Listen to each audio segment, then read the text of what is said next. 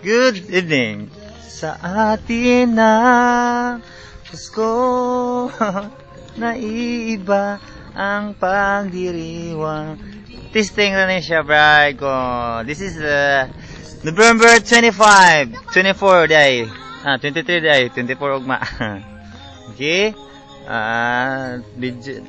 Try me din sa sunod, ngit-ngit pa ning dapita. Kana, ngit-ngit karon. Sa 28 mo daghan na ng suga kay diha man ibutang mga Christmas star. Okay, muna balay testing. Apel ang mga balay sa most lighted house in the barangays. Kung kayo'y kapiling na Pasko na bay. Sapit ng Pasko. Kaya all friends there, all the friends of Totske or the Tangob Tikidijins, you must prepare a gift. You must prepare a gift for your special friend and special loved ones, especially your family. Dapat magbigay ka ng regalo kahit konti. Hindi kahit konti, yung kahit na hindi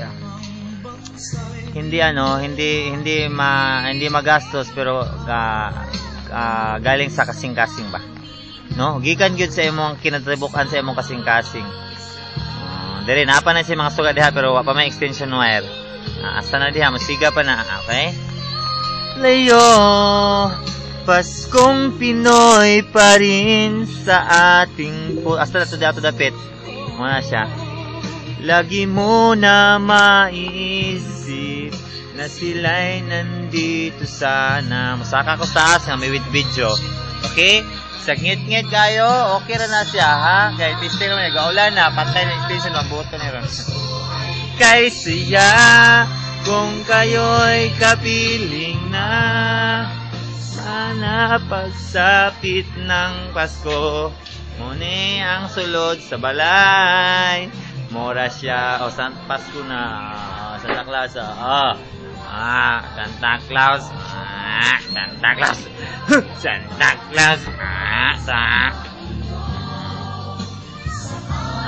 takan ako, siya,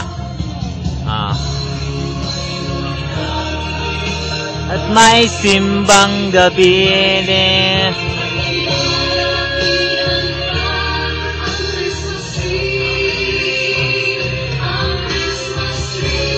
Christmas tree! Muna yung balay. Christmas tree. Pag-ibutang. Christmas tree. Upload na muna yun niya. Muna, katsat na ko si si Doroy. Okay lang. No problem. Paulo. Muna siya. Ang Pasko, sakto na kay 30 minutes na.